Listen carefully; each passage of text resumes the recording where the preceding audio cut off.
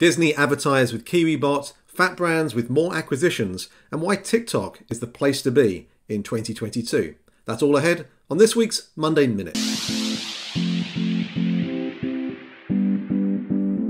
Monday Minute works like this. We're going to ask each other 5 questions about 5 of the biggest headlines from the last week in the worlds of restaurants, technology, and off-premise. Are you ready? Let's go.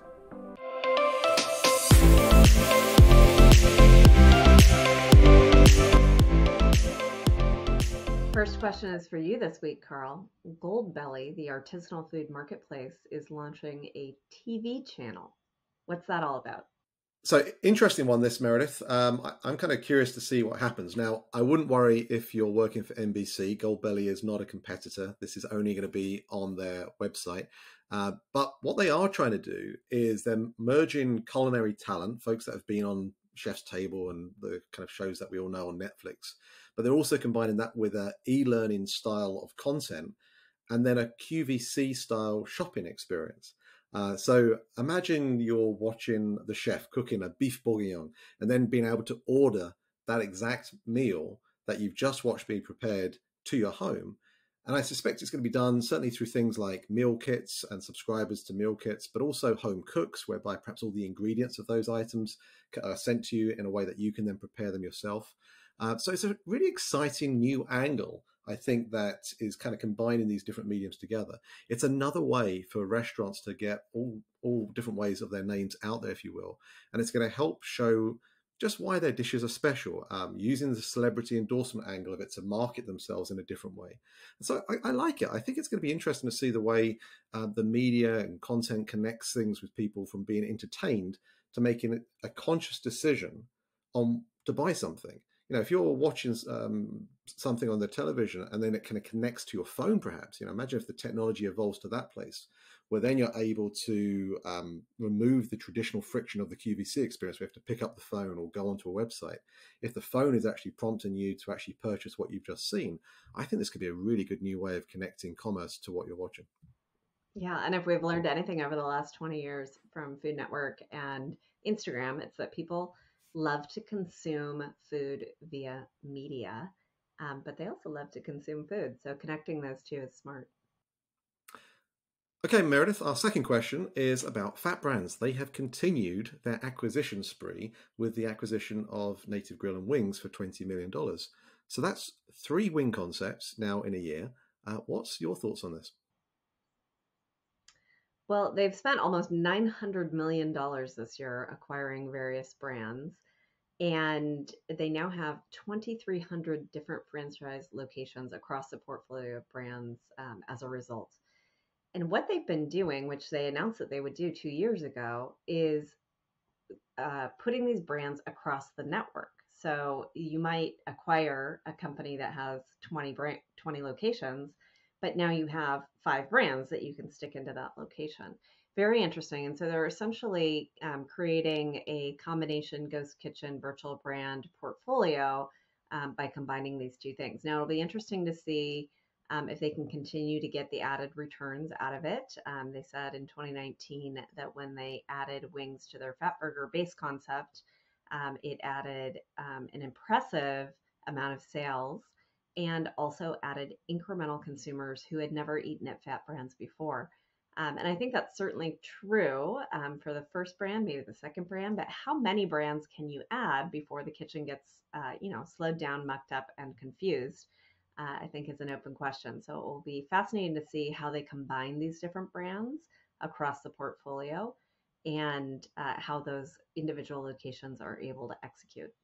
Okay, next question for you. HubSpot released a 68-page social media trends report for 2022. And I know that you've read every single page, Carl. So can you share with us, especially how it touches on TikTok, and should all restaurants be getting a TikTok account? Yeah, it's a great report, and everyone should check it out if they get a chance. Maybe we need to get a TikTok account, Meredith. Maybe that's a starting point here. In our book, we talk about the importance of knowing your brand, the voice you wish to have with your customer base, and being where they are. And HubSpot's report, they list 10 key trends, and the first one on that list is that TikTok is going to take over social media, and it's forcing other social platforms like Instagram to come up with their Reels platform. I think even Reddit have just come up with a short form video function as well. So there's clearly a movement here towards short form video, and it's a compelling, palatable medium, I think, for today's younger audience. I think it's fair to say. The other thing is it's not about ads. It's about fun, snackable content, which kind of inspires creativity and humorous entertainment. We know plenty of people that spend hours on TikTok, not necessarily with the intent of posting, but just absorbing the information. And TikTok has a very highly personalized kind of content recommendation engine, and it helps brands connect to their customer base and really understand who exactly they are so that it gets in front of the right people. Do you know it's the first non-Facebook app to reach 3 billion downloads globally? It was the most downloaded app in 2020. And it just tells us that really this is becoming the place where a lot of the younger kind of adults are spending their time. Now, the fact that the content can also be repurposed and used on other platforms easily like LinkedIn and Facebook, I think that does tell you that that makes the life for a restaurant social media manager or someone that's doing the social media a little easier. So it's a platform that does allow those brands to basically test content, perhaps on TikTok, before putting it out on other platforms.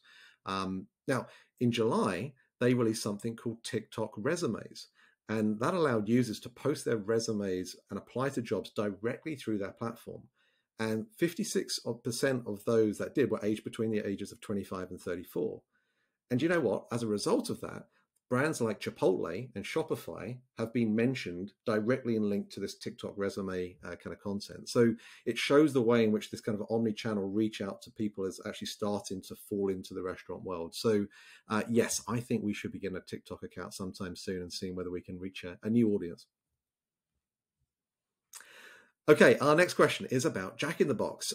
They've been investing in robotics, and they're trying to do that to curb labor issues. So what are they doing exactly? Yeah, well, first of all, I would say fascinating news that they put out that their same-store sales have taken a hit because they've cut hours due to the labor shortage. I think, at first everyone thought coming back from the pandemic, man, this is amazing. We've figured out how to operate without a front of house and we can have fewer staff and get the same level of sales because the consumer behaviors change. But now that we're, truly getting away from adjusted behaviors of pandemic era consumers, and they're all starting to get back to normal, there's a limit to how much labor you can cut without affecting sales. And I think the Jack in the Box results numbers show that. So they are responding by testing out robotics. And I think this is a natural consequence of an ongoing labor shortage. We've said many times the longer that it goes on, the more likely restaurants are to augment the labor that's in the restaurants with technology. And that's exactly what Jack in the Box is doing. So they're testing things like self-cleaning milkshake machines, robots that work the fry stations, things like that. So it's not, a fully automated kitchen. It's testing automation on the margin to see where they can shave labor hours by replacing it with CapEx and, again, augmenting the labor that remains in the restaurant. The other thing that I thought was really interesting about this article is that they highlight a technology fee that they're charging their franchisees. So most franchise agreements have long had in them an initial fee.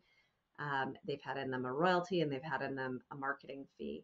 But it's becoming even more common to charge a technology fee as technology becomes so central to how restaurants are being run and so critical that the entire franchise system operates on the same technology, so that the thing that the franchisor brings in terms of the brand and the menu, but also the operating model to instruct franchisees on how to get the most out of their investment, that has to be consistent across the portfolio. And charging the franchise fee allows Jack in the Box to make sure that everyone's putting in, say, the same kind of fry robot instead of 10 different kinds of fry robots.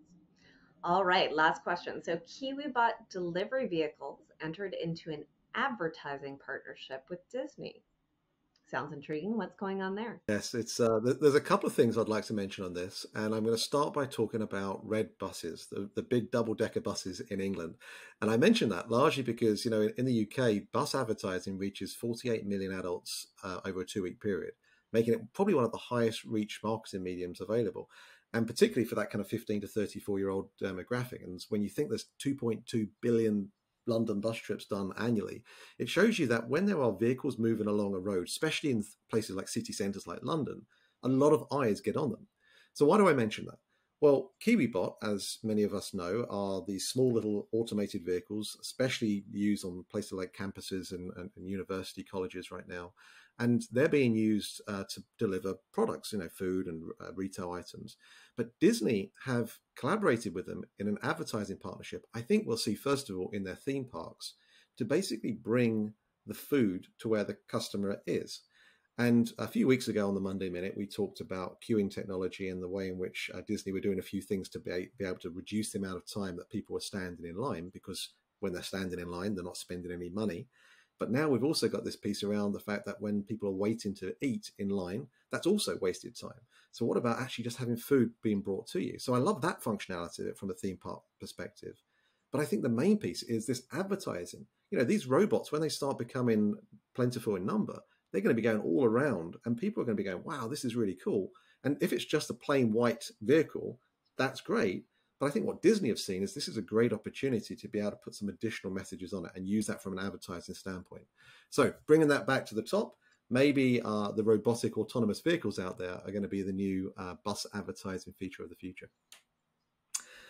Okay, well, that's it for this week. Hope you guys had a great Thanksgiving weekend, and I'll get some great deals here on Cyber Monday. But we'd love to hear your views on today's content. What do you agree with? What do you disagree with? And what questions do you have for us? As ever, we really appreciate you listening, and we look forward to speaking to you again next week.